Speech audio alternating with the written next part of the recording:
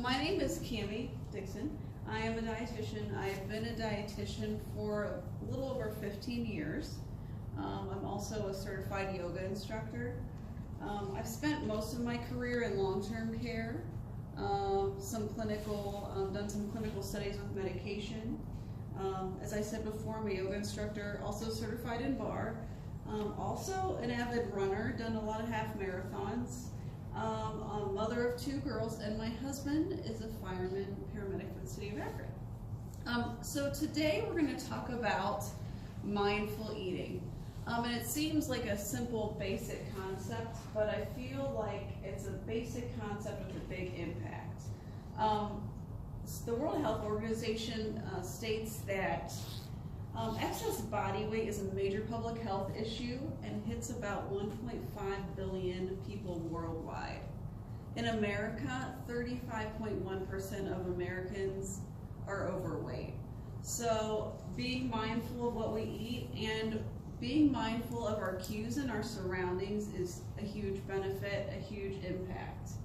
I'm reading a book recently, and it talks about how we look at food in categories. So in macronutrients, we look at food as carbohydrates, protein, or fat. And then we take those groups of food and we make it into good or bad. So there's good or bad protein, there's good or bad fat, good or bad carbs. When, quite honestly, we make things so much harder than they need to be if we're just mindful of our environment and how we read those cues around us and then how we respond to them, we can make a big impact on how we eat in our diet. So we're going to talk about mindful eating today. And first we're going to talk about the benefits of mindful eating. And then the elements of mindful eating. So considering our environment, the stuff around us, and those cues and reading those cues. And as we consider that environment, also being prepared and kind of setting up the framework for it. And then moving inward, as we receive the meals and the food that we eat, looking at what we receive and making some good choices that are on our plate. And then also just bringing back the enjoyment of eating and having food. I think sometimes in the nutrition world, they've kind of made it miserable for us. And so we feel like we need to dissect everything and take it apart. So moving on to the benefits of mindful eating. How many of you at Thanksgiving have loaded up that plate and about an hour later you're sitting on that couch, you want to unbutton those pants, and if you're home by yourself you can. But just that feeling of lethargy, that feeling of, my favorite thing to do is take the mashed potatoes and load on the homemade noodles that my grandma makes on top of that, and then put it on the turkey too. Not a good idea. And then you pay for it later. I joke with my husband and my friends, they make pants for toddlers and kids where you can adjust the elastic waistband. And I was like, why don't they make those for adults, but here's the bottom line. Do we really need elastic adjustable pants? No. So if we're mindful, and the benefits of mindful eating, we can hopefully say goodbye to that feeling of like lethargy, that feeling of heartburn. Hopefully say goodbye to that muffin top. For me, that's my problem area, or whatever your problem area is. Hopefully find some increased energy and just feel overall more healthy. And also perhaps having a more positive mindset towards food and eating. So mindful eating depends on, it's a multifactorial situation. So it depends on your environment, how you prepare for that environment, and when you're preparing inward for that environment, that plate, and making those choices, choosing a variety of things, not just color, but also texture and types of food, considering your portion as well, and considering to mixing up that color, having bright colored foods, not just at Thanksgiving we have that white turkey, we have that white mashed potatoes, and maybe a sweet potato casserole. but mixing up the textures, the colors as well. And also lastly, again, just bring back that enjoyment that we can have with food, that relationship. So looking at our environment, that environmental awareness, where we eat, when we eat, and who we eat with. There's a study, a behavior science study, that says we are more likely to eat more food when we're out with a group of people than we would by ourselves. Another study shows that skipping breakfast, so when we eat, that has a correlation to showing an excess in body weight. Also, it is shown in studies that when we have small, frequent meals, that also decreases the habit of overeating. So, you know those days where you've been busy at work, you've skipped breakfast, you maybe grab a snack from the vending machine at lunch, but then you get home and not only are you eating the meal that you're preparing, but you're probably eating while you're preparing that meal, right? So you're like getting 2 meals in one, and you're getting all your calories in one meal at the end of the day, and probably then some, Also, too, another fact is that children model your behavior. So as you are eating, they're watching you and they're reflecting that type of behavior as well. So just some things to consider there.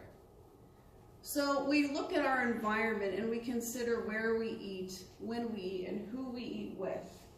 And we want to be prepared in that environment. So planning ahead. So getting some scenarios here. Thinking ahead. So if I'm going to a restaurant, I perhaps want to look at the menu ahead of time, because let's be honest, pretty much every restaurant now has their menu online. And if I know I'm having a certain craving or there's something I want, I can look and plan ahead of time. Okay, this is perhaps what I'm going to eat. Also coming up with a plan. So if you're going to a restaurant and you know there's someone you're going with who's always going to order that appetizer and you don't need that appetizer, make that conscious decision ahead of time. Also, other ideas. When you're going to a restaurant, as soon as you get that plate of food, divide it in half and maybe get the other half boxed. One common thing my husband and I do when we go to Las Vegas with a group of our friends, when we go to dinner, we actually split the entree, because then we're good to go. We don't need it. So making those decisions ahead of time, perhaps, and considering too the people you're going out with, is there someone there at that table that you can reflect that behavior? Is there someone who's eating more slowly and doesn't shovel their food that you can be like, oh, I need to kind of reflect that behavior? Or is there someone who always wants to order the dessert? And maybe you could suggest they just split it all, like pass it around the table instead of each getting their own. Meal preparation at home. One of my common habits is I batch cook on Saturday or Sunday. So like around this time of year in the winter, I prepare like a large pot of soup. I split that in half, portion it out, and then I take the other half and freeze it. Another common food I make a lot of is like turkey meatballs. So I will make a double batch of those. Those will be for the next meal for spaghetti and meatballs. The other half I freeze up for a whole nother meal. And you may say to yourself, there's lots of, like if you have kids in sports, so parents with kids in sports, you may think to yourself, I am gone from Saturday morning at 8 o'clock in the morning till 5 o'clock at night. There is no way I can dedicate 2 hours of my life. I'm tired, I just want to disengage. The next time you cook a meal, double that recipe. So when you're cooking your next meal on Monday night, double it up and then take that other half and freeze it. And also too, you can pre-portion it out and pack it for your lunch the next day. So just some options there. Another option too is just pre-portioning food items out ahead of time. I do like those pre-portioned at the grocery store, those little pretzel bags and things like that, and nuts and stuff like that. Sometimes those are more expensive, so if you just buy it in bulk, look on the back of the label, see what the serving size is, and pre-bag it for the week. Then you have it ready to grab and go. So there's something there. Again, eating out, considering your audience and who you're with. Is there the person that wants to always order the appetizer, the extra dessert? Can you be the one to initiate another behavior? And the bottom line is this: we have these best laid plans, and we can prepare all we want, but sometimes we just have an off day, and that's okay. So as long as the majority of our behavior is positive versus negative, I feel like there can be success there. So moving on to being prepared, looking at our plate. So variety.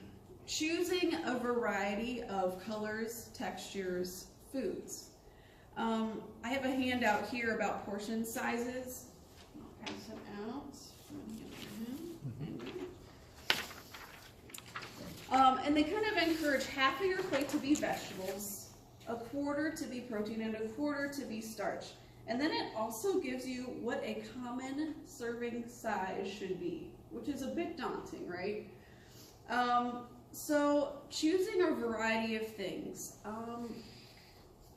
My kids, I'm pretty fortunate, like their vegetables, but anytime you can dump vegetables in something and mix it in just extra is totally great. Like I make if I make a turkey gravy, I'll throw in a bag of frozen broccoli in with that gravy, and there's my vegetable. I'm in, I'm done.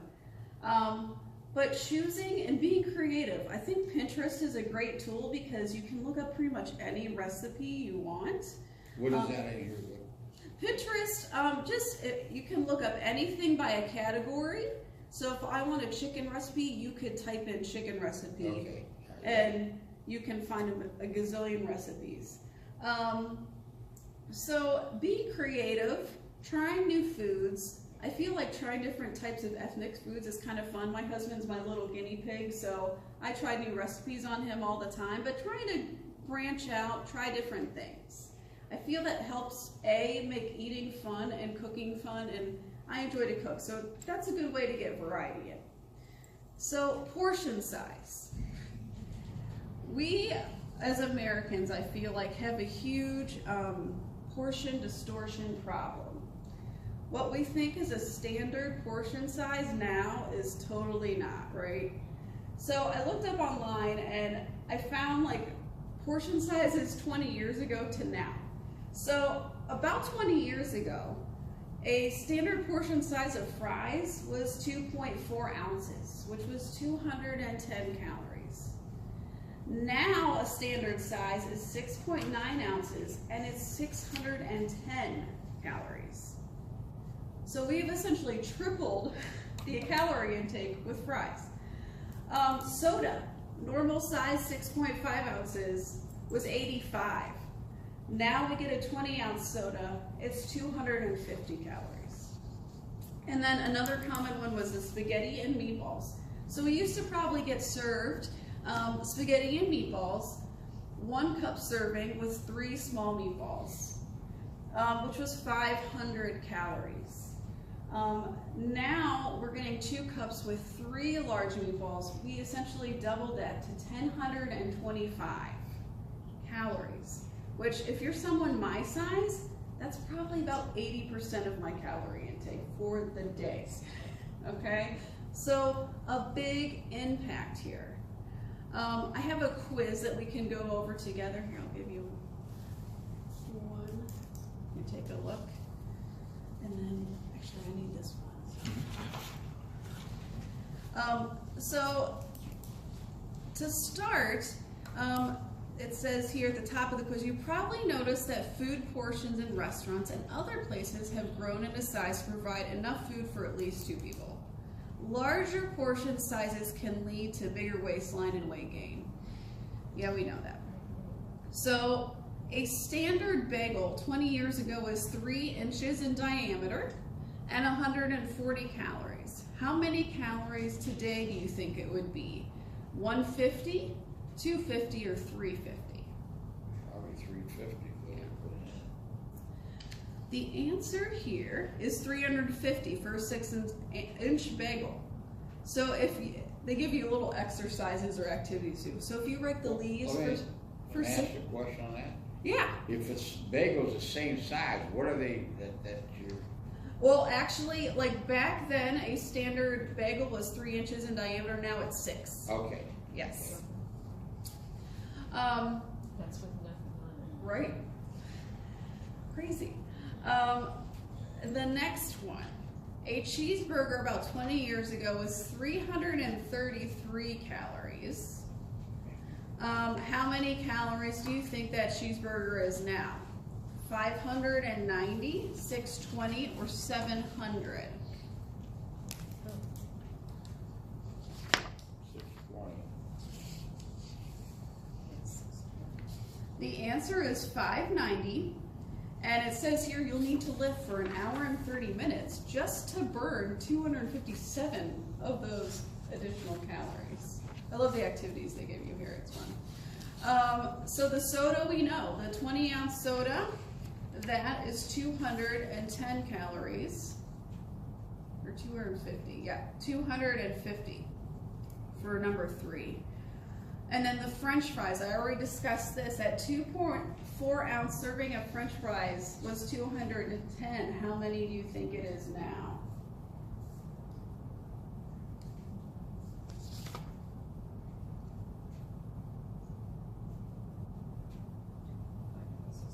This is like a McDonald's. Yeah. Okay, so that would be a small, Yeah. and then we're talking, What do you think? 610. Yeah. So 610 calories. So if you take a leisurely walk for 1 hour and 10 minutes, which I'm sure a lot of us have time for, you can burn 400 calories of that. Again, moving on to the spaghetti and meatballs. I kind of gave you the answer to that. That now would be 1,025 calories.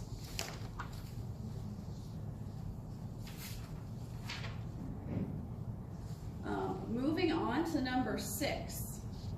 A cup of coffee with milk and sugar used to be about 45 calories. How many do you think it is now? Say 100. What? 100. 100? So now it is 350 for a 16-ounce cup. For a 16-ounce cup. Yes. Really? Which we gotta consider that. That's kind of a standard serving size when you order a cup of coffee. Not if you go to Bueller's. Moving on to number 7, a muffin 20 years ago was 1.5 ounces and 210 calories. How many calories do you think a muffin is now?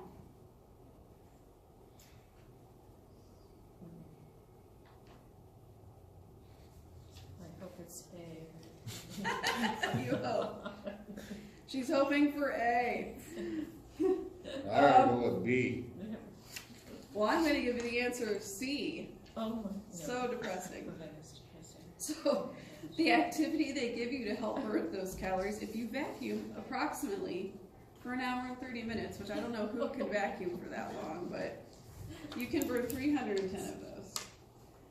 Moving on to the 2 slices of pepperoni and pepperoni pizza, 500 calories 20 years ago. How many now? 1,200. They gave the answer of 850, but yeah, I'm with you. I think it would be higher, depending on where you go. The doctor told my uncle when he had open heart surgery, that's absolutely one of the worst things you could eat is pepperoni. Yeah. It's so good though, right? Yeah, well, being Italian.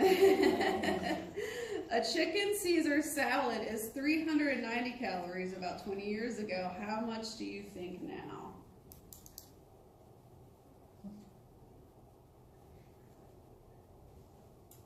A, B, or C? B.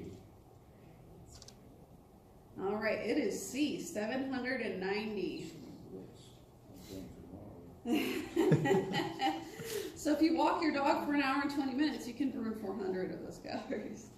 And lastly, that nice tub of popcorn that we get at the movies if we ever go, which I rarely do.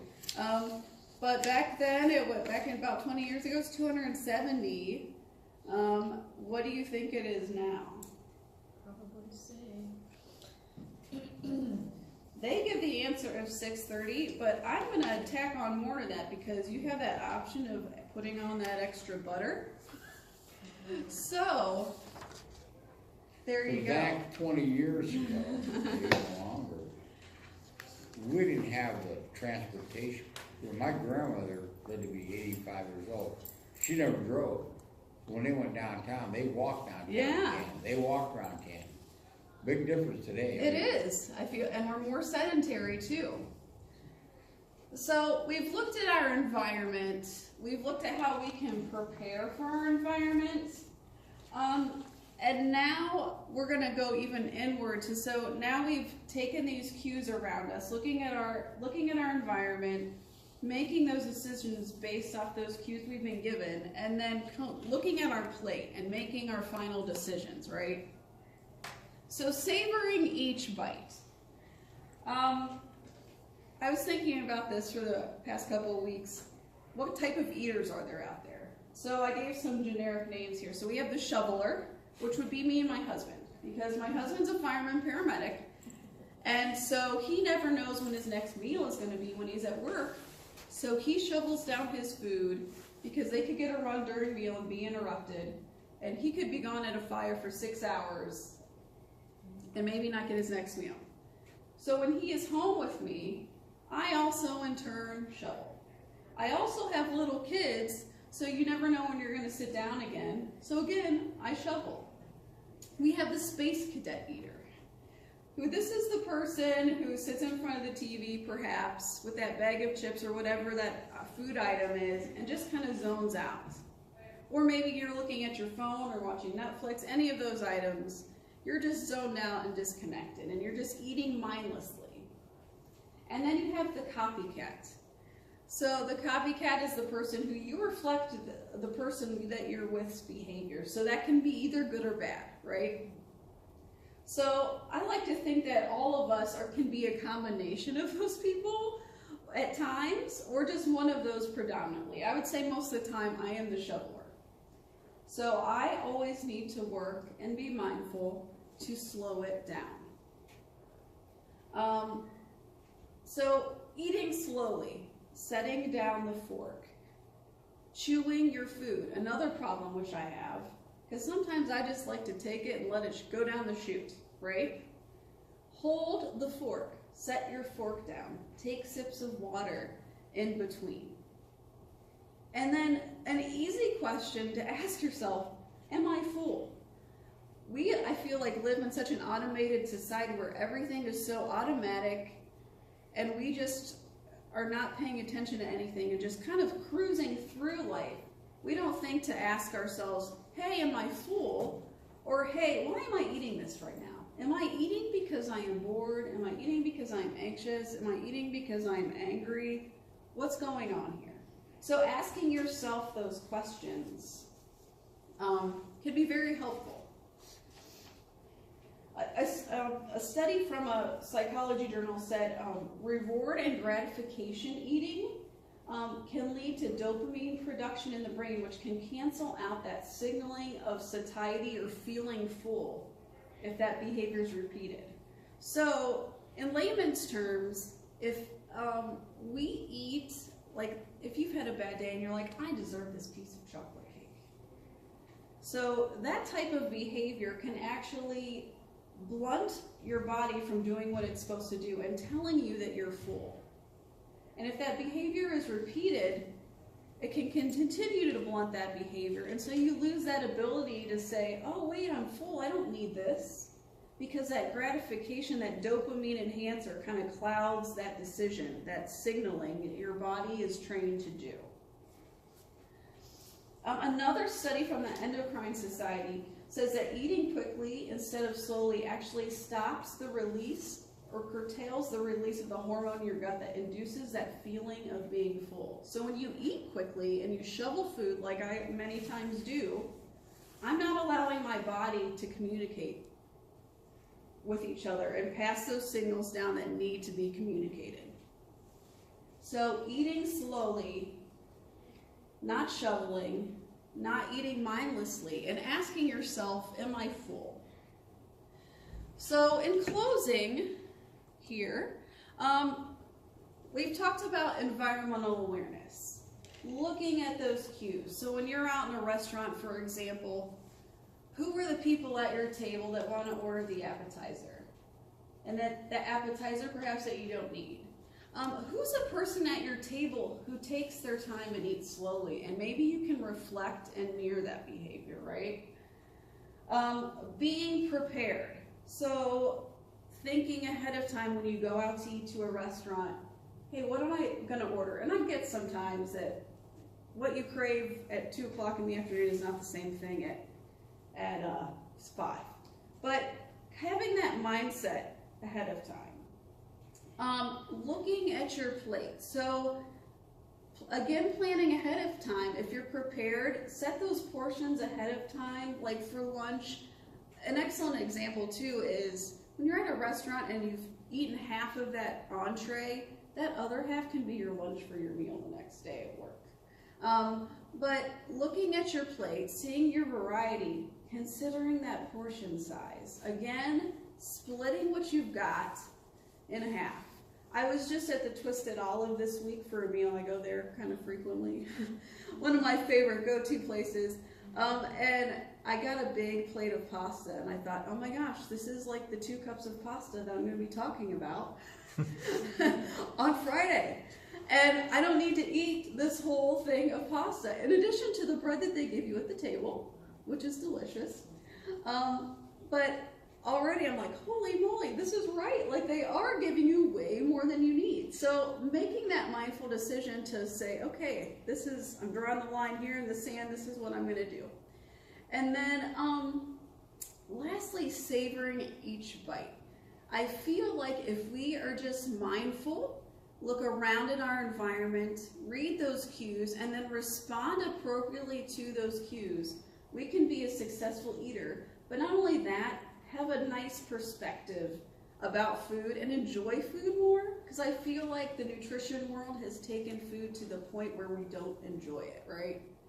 That we're scrutinizing over things that don't need to be scrutinized over a lot of the time. Just some final suggestions here in regards to environment. This is one that I actually do at my house. Don't keep junk food in your house. I love potato chips. My go-to is Golden Crisp potato chips and Lawson's chip dip. My husband jokes that I actually had started buying chips because the neighbor girl was asking for them. He's like, I finally got chips in the house after like 10 years because the neighbor girl wants them. But I don't buy chips because if I see them, then I will eat them. So out of sight, out of mind. And I'm going to tell you, like a few weeks ago when we had that polar vortex, if you don't have junk food in your house, you are not going to venture out in the polar vortex or whatever kind of weather to go get at the Circle K or wherever that food that you're craving, right? So out of sight, out of mind. If you are in a working environment, stay away from the vending machine. Don't walk by it. Because if you're really hungry and having an off day, it's really easy to get that bag of Skittles. The price they charge on vending machines? I know, it's crazy, right? Wait for 10 minutes when you're hungry, and maybe have a glass of water. Ask yourself, am I truly hungry, or am I just stressed out? Or am I eating because I'm bored? Always consider that single serving size or pre-portion out your items so it's already set. I actually pre-portion a lot of different things ahead of time, so I can just throw it in my lunch when I go to work, and I'm set to go for the week. If you go out to eat, having something beforehand.